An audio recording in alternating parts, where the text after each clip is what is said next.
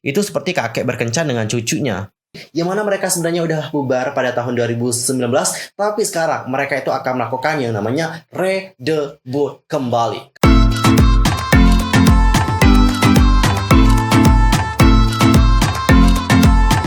Hai guys, I'm Yusuf Kim. Welcome back to my YouTube channel. Nah, gimana kabar kalian hari ini? Baik-baik aja dong ya. Dan bagi kalian nih yang enggak lagi baik-baik aja, pokoknya tetap semangat ya guys. Don't give up. Oke, untuk hari ini kita itu akan membahas mengenai topik-topik yang lagi hangat banget diperbincangkan oleh para K-popers. Untuk kali ini akan ada 3 topik. Yang pertama adalah reaksi dari netizen Korea melihat berita kencan dari Yeji dan juga Yongbin.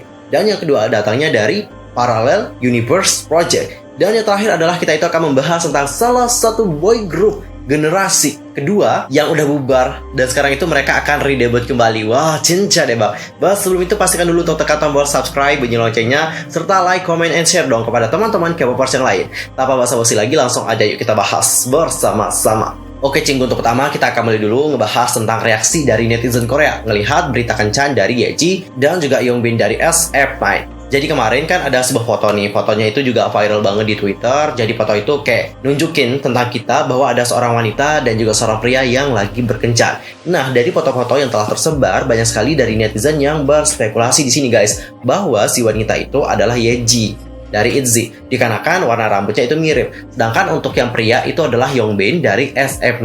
Banyak orang yang bilang gitu bahwa sebenarnya dari postur tubuh itu bukan Yongbin gitu. Tapi kalau dilihat dari mata itu kayaknya Yongbin dari SF9 deh. Dan sampai sekarang pihak agensi baik JYP dan juga FNC Entertainment itu belum sama sekali memberikan yang namanya klarifikasi terhadap apa yang terjadi. Apakah mereka benar-benar berkencan atau tidak, itu sama sekali belum diberikan oleh agensi. Dan biasanya kalau agensi belum menanggapi tentang hal itu, ada 2 kemungkinan. Yang pertama adalah itu emang berita kayak palsu gitu, jadi kayak nggak usah diklarifikasi juga sih. Dan yang kedua adalah agensi juga memang mengira bahwa hal itu emang tidak perlu dilakukan. Kenapa? Karena sumbernya aja juga tidak jelas apa yang harus disimpulkan atau apa yang harus dijelaskan lagi oleh mereka. Dan sekarang coba kita perhatikan bagaimana komentar dari netizen Korea melihat hal ini. Apa kalian pikir Yeji itu udah gila ya? Ia akan pegang lengan pria di tempat umum kayak gitu. Aku sangat kesal sih karena foto ini kan juga disebarin oleh netizen internasional. Tapi kalau dari belakang itu sih bukan Yeji ya. Udahlah, kalian tuh cuma nyebut Yeji karena rambut doang kan. Apa kalian pikir Yeji segila itu untuk tidak menyembunyikan rambutnya dan hangout bersama dengan idol pria? Hahaha, nggak masuk akal banget sih. Bukankah itu kakaknya ya? Setauku ya, Yongbin ini kan punya seorang kakak yang lebih tua 1 tahun darinya. Ya, menurut aku ya, terlihat lebih mirip sama Chaeryeong deh ketimbang si Yeji. Bentuk telinga dan wajahnya juga berbeda banget nih dari Yeji. Tekstur rambut dari Yeji juga nggak sebagus itu sih, karena Yeji sendiri kan udah warnain rambutnya dengan warna silver, girang, merah, dan ia juga sudah mewarnainya lebih dari 3 kali. Yongbin dan Yeji itu beda usianya 6 tahun loh, dan Yongbin juga udah berusia 29 tahun. Itu seperti kakek berkencan dengan cucunya. By the way, untuk komentar terakhir kayaknya aku gak setuju banget sih. Maksudnya Yongbin juga baru 29 tahun, Yeji juga 23 atau berapa nih? Kira-kira bedanya 6 tahun gitu ya kan? Yaps, 29 dan juga 23. I think gak ada masalah gitu kalau cowoknya lebih tua gitu. Ya nggak kakek juga Bambang. Ya elah, sumpah sih. Kalau di sini kan udah biasa gitu, ada orang yang berkencan sama orang yang lebih muda gitu. Kecuali kalau si Yongbin yang 29 nih pacaran sama anak SMA, mungkin baru yang kita itu bertanya-tanya. Yang ini juga orangnya masih sama-sama muda, beda usianya juga nggak jauh banget. Ngapain sebut orang kencan sama cucunya? Nggak bener banget sih komentar yang tadi. Tapi dari komentar-komentar yang lain aku juga cukup setuju sih ya guys. Karena rata-rata kan orang nyebutin kenapa itu Yeji dikarenakan warna rambutnya gitu. Cuman itu doang gitu. Dan mungkin ada kemiripan lain, tapi itu emang tidak terlalu mirip gitu. Apalagi kalau kalian perhatikan bentuk telinganya, itu bentuk telinganya nggak sama loh guys dengan Yeji. Dan aku juga sangat setuju banget sih sama netizen yang lain gitu. Karena apa gitu? Karena Yeji juga nggak mungkin sih kayak ceroboh banget gitu ya, sampai dia tuh kayak nggak nutupin nih warna rambutnya. Kan bisa pakai topi ataupun kayak wig. Pakai wig kan bisa juga untuk menutupi identitasnya. Lah ini udah di depan umum, habis itu juga penyamaran nggak terlalu banyak gitu ya, cuman pakai masker sama topi, kayak basic banget sih.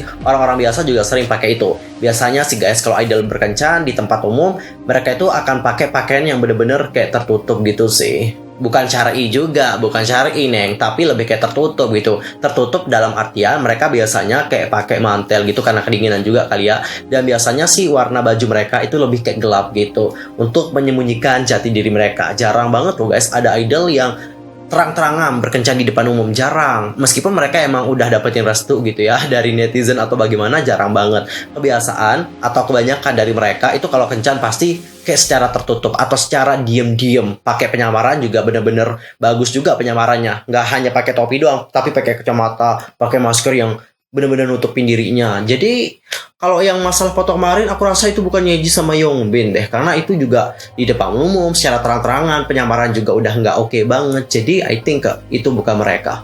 Tapi ya seandainya kalau itu emang bener-bener mereka, kita sebagai netizen ya bisa apa gitu, mau nangis, mau marah, nggak bisa ya kan? Ya udah, kita support aja mereka, karena mereka itu human, butuh yang namanya cinta dan juga rasa kasih sayang. Jadi kalau mereka berkencan, why not? Untuk kita support. Kalau kalian sendiri ini, menurut kalian secara pribadi, apakah itu emang benar-benar Yeji dan juga Yongbin? Langsung saja sampaikan pendapat kalian di kolom komentar. Dan cinggu sekarang kita itu akan membahas mengenai project relaunch untuk IJOAN. Nama projectnya adalah Parallel Universe Project. Jadi Wijuan di Korea itu sudah menggalang dana. Dananya itu kalau nggak salah udah dikumpulin sejak awal bulan April. Sampai sekarang itu juga masih berlangsung kok. Dan dengan dana itu nantinya mereka ini akan melakukan diskusi gitu bersama dengan agensi-agensi dari para member IJOAN gitu.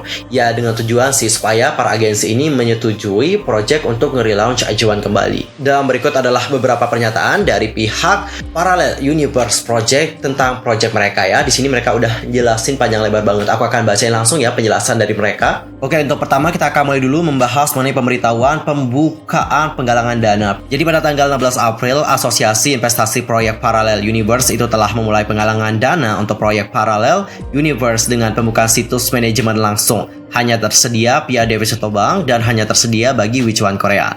Yang pertama mengenai situs manajemen langsung yaitu http reboot IJOAN. Seperti yang dijelaskan sebelumnya, situs penggalangan dana dari asosiasi investasi hanya tersedia dengan cara Deposito Bank. Akun itu sendiri ditangguhkan hingga hasil proyek dirilis. Mustahil untuk narik dana itu kecuali jika ketujuh eksekutif dari asosiasi investasi mengunjungi bank secara langsung dengan segel mereka sendiri dan mencabut penangguhan pada rekening bank. Oleh karena itu nggak mungkin banget sih untuk membatalkan atau ngembaliin uang deposit dengan alasan apapun sampai proyek sudah benar-benar rampung. Saat ini dijadwalkan sekitar 1-2 bulan gitu. Jadi mohon banget nih diperhatikan bahwa uang yang disetorin ke akun penggalangan dana tidak dapat dikembalikan dikarenakan adanya penyesuaian keadaan internal untuk sementara waktu. Dan nantinya sih akan ada pengumuman bagaimana sih cara penggunaan situs penggalangan dana.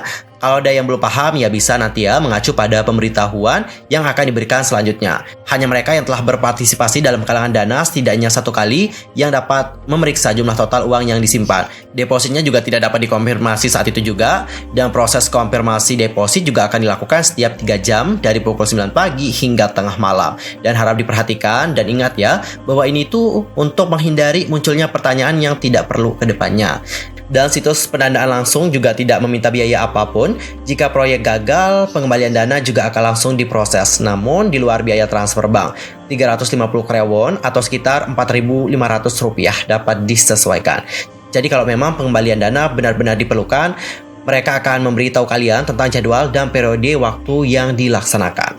Lalu untuk poin yang kedua adalah mengenai situs penggalangan dana, namanya adalah Wadis. Jadi mengenai situs penggalangan dana Wadis, halaman situs proyek telah selesai dan juga saat ini sedang ditinjau. Halaman tersebut juga diharapkan dibuka awal minggu depan. Hanya tersedia untuk Wijuan Korea saja sih. Dan biasanya penggalangan dana ini juga dianggap berhasil jika jumlah dana yang ditargetkan tercapai. Namun, Wadis telah memberikan pertimbangan khusus kepada para pihak Parallel Universe Project. Jadi meskipun nanti targetnya tercapai, itu juga akan tetap dianggap tidak berhasil kalau mereka gagal berunding dengan tiap agensi selama periode negosiasi. Jika itu benar-benar terjadi, kalian juga akan dapetin kok pengembalian dana secara penuh. Dengan kata lain, biayanya itu akan dikenakan hanya jika proyeknya berhasil. Kalau gagal nggak digunain sama sekali. Dan guys, katanya biaya yang telah ditetapkan juga termasuk lebih rendah daripada jumlah yang telah ditetapkan. Jadi selain komisi yang berkurang, Wadis ini juga telah berjanji untuk secara aktif mendukung pihak Parallel Universe Project dengan cara yang lainnya juga. Bagus dong dibantu nih sama pihak Wadisnya. Selain itu, Wadis juga dengan tulus ngebantu kami nih untuk menyukseskan proyek ini. Dikarenakan biaya komisi Wadis hanya dikeluarkan ketika proyeknya berhasil, saya meminta kalian untuk mempertimbangkan menggunakan platform Wadis juga. Selain itu, melalui layanan Wadis, jumlah peserta dan juga jumlah dana yang terkumpul akan diperbaharui saat itu juga. Dikarenakan informasi ini dapat dimanfaatkan untuk mempromosikan proyek secara aktif. Kami meminta kalian untuk mempertimbangkannya saat kalian memutuskan platform mana yang akan kalian gunakan. Jadi emang banyak sekali platform-platform yang kalian gunakan untuk memberikan donasi untuk proyek ini. Tapi mereka di sini sangat menyarankan kalian supaya kalian itu menggunakan yang namanya Wadis. Dan sebagai tambahan nih guys, pembayaran melalui kartu kredit di situs Wadis juga akan diproses 4 hari setelah proyek sudah selesai. Jadi kalian itu dapat menetapkan batas dana dalam kartu debit. Kalau kalian pengen berkontribusi dalam jumlah dana yang besar ya, kalian bisa periksa kembali ya batas dana kalian. Atau kalian juga dapat melihat batas dana kartu kredit kalau emang diperlukan banget. Dan baru-baru ini pihak dari Parallel Universe Project-nya Korea itu udah memberikan pemberitahuan bahwa katanya mereka ini telah mengirimkan proposal ke setiap agensi nih guys. Jadi pertama-tama mereka ingin memberitahukan kepada kalian semua bahwa mereka juga udah mengirimkan atau menyerahkan proposal ke masing-masing agensi yang dapat mereka hubungi berdasarkan jumlah dana yang sudah terkumpul hingga pada hari Minggu yang kemarin. Dan dikarenakan mereka ini harus memberikan tanggapan yang berbeda ke setiap agensi, mereka juga menyesuaikan isi proposal untuk masing-masing agensi. Jadi isi proposalnya itu nggak sama sesuai dengan agensinya. Mereka di sini punya teknik yang berbeda. Mantap sih. Dan untuk cara penyampaiannya sih berbeda. Ada yang dilakukan dengan pengiriman melalui surat untuk beberapa agensi. Habis itu untuk agensi lain juga biasanya akan dikirim langsung ke presidennya melalui Kakao Talk atau aplikasi Messenger Korea. Mengingat caranya proposal disampaikan disesuaikan tergantung ketentuan yang ditetapkan oleh tiap agensi. Proposal ini ada yang sudah diterima dan ada yang akan segera dikirimkan. Dan tiap agensi itu memiliki pandangan yang berbeda terhadap proyek ini. Mereka juga punya cara serta metode tersendiri dalam menangani pekerja mereka. Jadi, pihak dari kami itu pengen menyesuaikan dengan keadaan mereka. Harap dipahami juga ya guys, bahwa untuk saat ini kami itu juga sulit untuk ngungkapin lebih rinci tentang bagaimana sih isi proposalnya atau metode khusus apa sih yang udah atau sedang kita lakuin.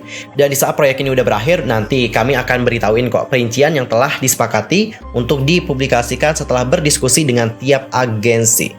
Dan tentu saja nih guys, kalau proyek ini gagal ya saya juga akan beritahu kalian ya secara rinci tentang bagaimana sih perilaku masing-masing agensi terkait proyek ini. Dan selama periode minggu ini bisa dikatakan akan menjadi periode yang sangat penting. Saya juga berharap sih kita bisa segera mendapatkan hasil yang bagus. Jadi Cinggu sekarang udah jelas ya bahwa mereka semua udah ngirimin proposal ke setiap agensi. Dan untuk sekarang ini mereka juga tidak bisa ngasih tahu kalian metode apa yang mereka gunakan, cara yang mereka gunakan apa, isi proposalnya seperti apa, dan apapun mengenai proposal itu sampai saat ini mereka tidak bisa memberitahukan kalian. Nanti tunggu bagaimana keputusan akhirnya. Kalau ada agensi yang sudah memberikan keputusan, nanti mereka itu akan nyampein hal tersebut kepada kalian. So untuk sekarang ini lebih baik untuk menunggu ya guys. Dan baru-baru ini mereka juga telah ngebuat pengumuman kembali, yaitu mengenai survei permintaan untuk penggalangan dana Wijuan Internasional. Jadi Cinggu buat kalian nih yang mungkin belum bisa memberikan dana mungkin seperti itu ya, atau memberikan donasi juga nggak apa-apa. Kalian itu cukup bantu dengan cara ngisi surveinya aja deh. Dengan cara ngisi survei ini, kalian itu akan membantu jutaan Wijuan Internasional yang lain untuk memberikan donasi mereka supaya proyek Parallel Universe ini dapat berjalan dengan baik. Oke, sekarang langsung aja ikutin surveinya ya. Dan buat yang pengen tahu caranya ikutan ya udah langsung cek Twitter dari Parallel Universe, di sana sudah ditaruhin link untuk mengikuti surveinya. Pokoknya fighting ya. Dan buat para Wijuan, aku berharap semoga proyek kalian itu dapat berhasil ya. Yakin aja, positive thinking aja. Yang namanya di dunia ini itu nggak ada yang mustahil, oke? Apalagi untuk nge-debuting kembali, itu nggak ada yang mustahil. Sama dengan salah satu cerita dari boy group generasi kedua ini, yang mana mereka sebenarnya udah bubar pada tahun 2019, tapi sekarang mereka itu akan melakukan yang namanya redebut kembali. Kalian pasti tahu grup apa yang aku maksudkan? Yups, benar banget. Grup yang aku maksudkan adalah I'm on a boyfriend. Yups, Boyfriend. Boyfriend adalah boy group yang sebelumnya debut di bawah naungan Starship Entertainment dan resmi bubar pada tahun 2019. Jadi melalui Instagram sang leader nih, yaitu Donghyun, dia itu kayak nulis caption 10 anniversary D26BF and BF pada postingannya yang menunjukkan wajah ceria ke-6 member dari Boyfriend. Mereka juga udah ngerilis akun Twitter dan Instagram dengan nama pengguna serupa. @bfofficial_jv, serta situs resmi untuk memberikan informasi mengenai jadwal mereka dan berbagai kabar terbaru lainnya. Dan melalui media sosial dan situs resminya, keenam pria ini telah ngumumin nih guys bahwa mereka yang sebelumnya debut dengan nama Boyfriend telah kembali bersama dan debut untuk kedua kalinya dengan nama BF, yang merupakan singkatan dari nama grup lama mereka. Namun tampaknya BF akan fokus promosi di Jepang, karena sebelumnya Boyfriend emang aktif dan juga sukses di negara tersebut. Wah, congratulations sekali lagi buat Boyfriend yang akan segera redebut kembali. Tapi katanya akan fokus promosi di Jepang. Gak apa-apa lah sih, aku juga suka Jepang gitu ya. Kalau mereka fokusnya di Jepang, ya udah aku akan tetap support gitu ya. Karena aku juga suka kalau musik Jepang. Tahu nggak alasan kenapa aku suka Jepang? Dikarenakan Blackpink. Karena lagu Blackpink yang Majima Choron versi Jepang guys. Aku sampai suka juga sama lagu-lagu Jepang yang lain, serius. Saiko no ai no yo Nikekyowo gitu kan bahasa Jepang kan. Jadi ya udah awalnya juga suka gitu ya dengan lagu bahasa Jepang yang lain gitu. Apalagi kalau Boyfriend seandainya emang fokus di Jepang, ya why not gitu ya. Boyfriend aja bisa redebut, pasti IJONE juga bisa redebut dong ya. Apalagi di sini banyak sekali dari para penggemar yang menunggu, yang nge-support IJONE untuk redebut kembali. Pasti akan ada jalan. Oke Cipu, sekian aja untuk hari ini. Aku mohon maaf kalau ada kesalahan baik dalam ucapan, sikap, tindakan, dan sebagainya. I'm so sorry banget. Dan mungkin ada kesalahan informasi, kalian bisa koreksi aku dengan cara komen di bawah. See you next time di video berikutnya. Thanks for watching. Annyeong. 감사합니다. Goodbye.